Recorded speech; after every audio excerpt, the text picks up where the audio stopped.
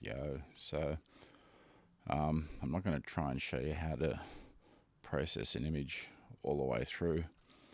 I'm just going to try and give you a bunch of tools so you can decide what to use when and where you need to.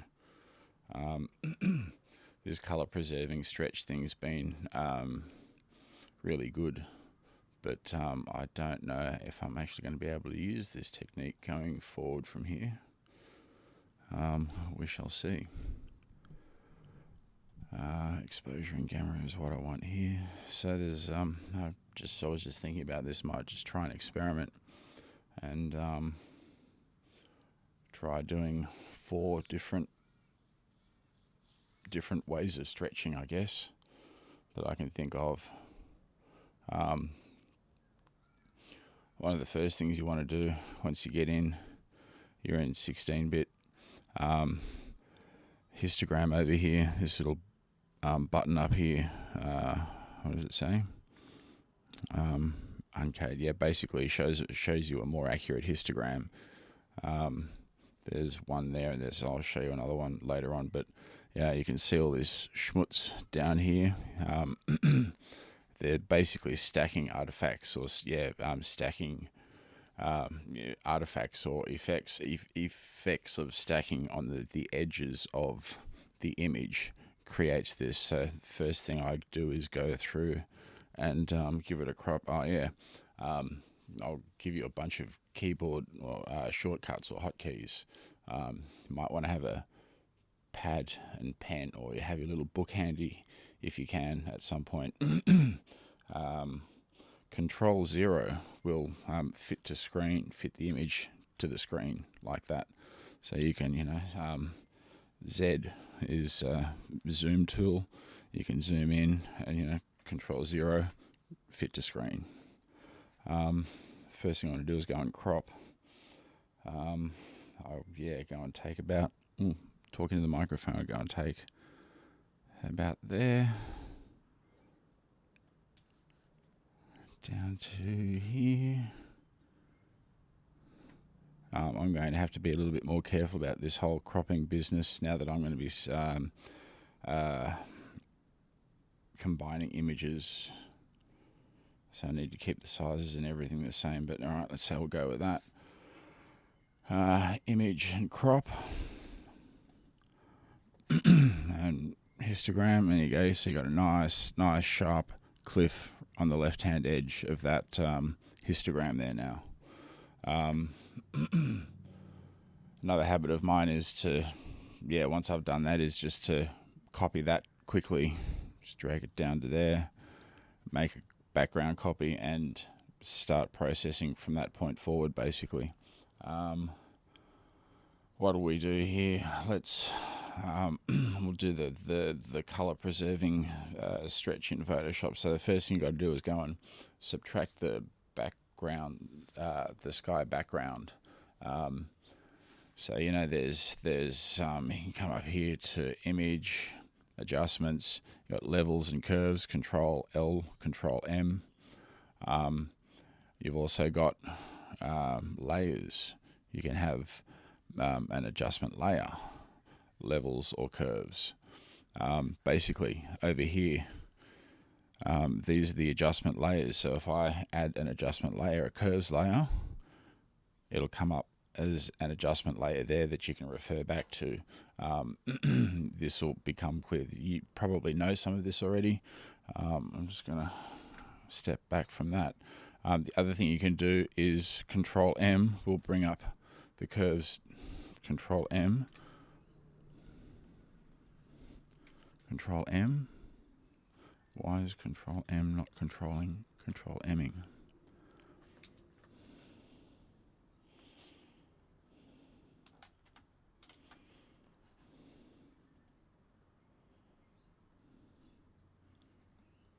What have I done here?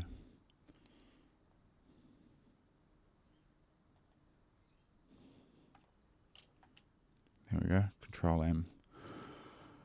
Brings up the curves dialog box. Once you do whatever you do here and OK it, you can't go back and change what you've done there. That's I guess a destructive edit.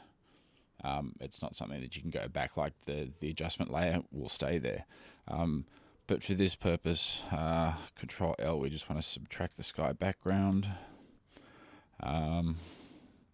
One thing that I started doing after watching that video is going into the Control M. I'll just do another, go into levels again, lift it up another 1, 2, and then Control M, go into curves, and you've got this little show clipping thing here. Hit that. All white, nothing's clipping yet. That's good. And I'll hit escape, go back out of that. I'll go back into levels. Take it up another 1. Go back into curves, show clipping. Oh, not there yet. Okay, escape. Another levels. Control L. Up 1. Enter. Control M. Control M. Show clipping. There we go. Now we're clipping. So I know I'll escape out of that and go back 1 step. Control Z, or I'll just step backward once, and just to prove it, I'll go back into curves, show clipping, all white. So I'm not clipping any data. I'm right at the point just before I'm clipping data, and I know that for a fact. Now you're ready to do the grey multiply divide thing. Now there's another thing called actions. This thing here, play button, actions. You know what macros are in Excel? It's basically it's the same type of thing. You can go down here and hit record, start recording, begin recording, and whatever you do from that point will be saved until you hit stop recording. And whatever you do between hitting start and stop recording will be saved as a process that you can then you can name it, call it whatever you want, and you can then go back to it and use it again and again. So I've created an action which I have called grey multiply divide, which basically does that whole process of duplicating it, desaturating it, desaturating it, duplicating it, and then making one multiply and the other one divide.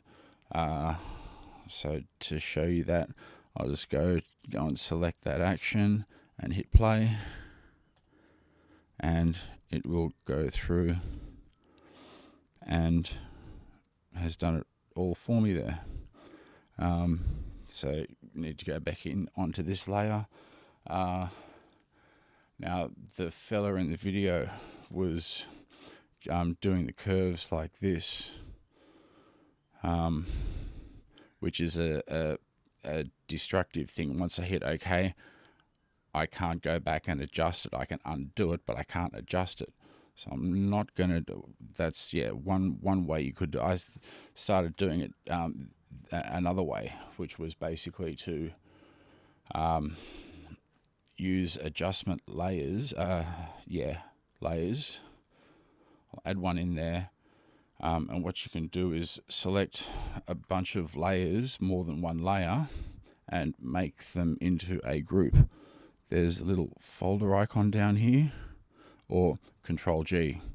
Select them, Control G, turns them into a group. I can expand it, turn the group on, off, whatever I want to do. And so this at the moment is on multiply. I'm going to put this back to normal. And I'm going to select that group and put that whole group on multiply, which is where? Down here. No, it's up here. Multiply. And so when I come in here and let's try a 300. The curve stays there now. Z got this whole posterization cache thing. It's a bit weird. 1, 2, 3. One more. There we go. Oops. Whatever you do, whenever you're doing anything, shift. If you hold shift down while you do an action, it will generally add whatever you do. If you hold Alt down, it will generally subtract whatever you do. So in the case of Zoom at the moment, I hold Alt down, and I hope you can see the little cursor changes to a minus and hit back 1. I can just click anywhere. That's a quick shortcut. So there's one layer there. Let's add in another adjustment layer, another curves layer. 300. We can add in levels.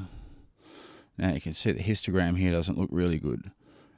This little thing down here, this button here, calculate a more accurate histogram. Hit that and it will show you the histogram. So you bring the black point up. Don't want to be clipping any data, don't want to go in too far like that. I make sure I got enough space there so I'm definitely not clipping any data.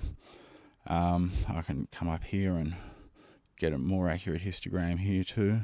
Yep, definitely not clipping any data. That's not looking too bad. Let's just add another curves layer in. I can just do a 10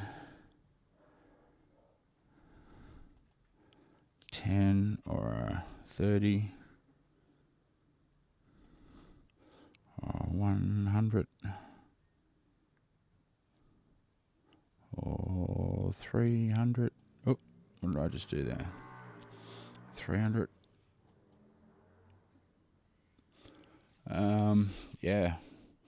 And let's do that and just chuck another levels.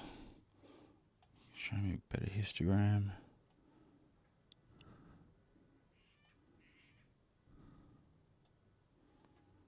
And how about this? Show me a better histogram here. That's not looking too bad. That's a pretty good starting point. And of course I can go through, come back into here. Instead of 300, let's make them 100s.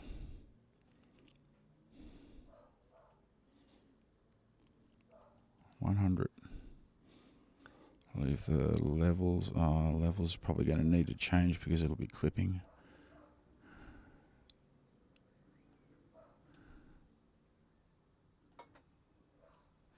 And 100.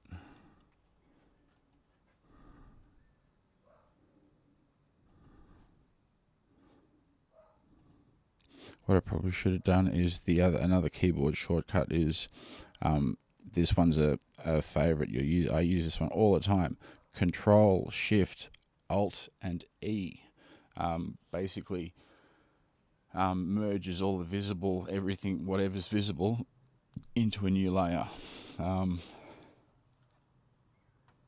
So they're all the 100s. We could go further, I guess, but no, I don't think we need to. So I'll come back up onto here, select that layer, and Control, Shift, Alt, and E. Put them all together into a layer. I can now Control 0 and have a look at the whole thing. Oh, look at that! I can see some dust in there. That's cool. All right, so I'll turn that layer visibility off. Zoom me back in. And let's just make them 300s. Or let's make them 1000s. Let's go nuts. See what the difference is. I've never actually done this before, so this is a good experiment for me too. But this is the benefit, what you get, the benefit of using adjustment layers. You can go back and adjust them as such.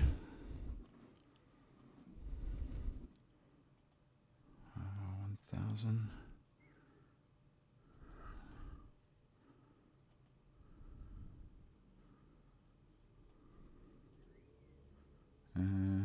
How's your evening going anyway? There we go. How's that? We'll do that. Come back up here and Control Shift Alt E, do the same thing. Now we can compare. Control 0, fit to screen. Compare the. That's the 1000. That's the 100. There you go. That's not bad. That's interesting.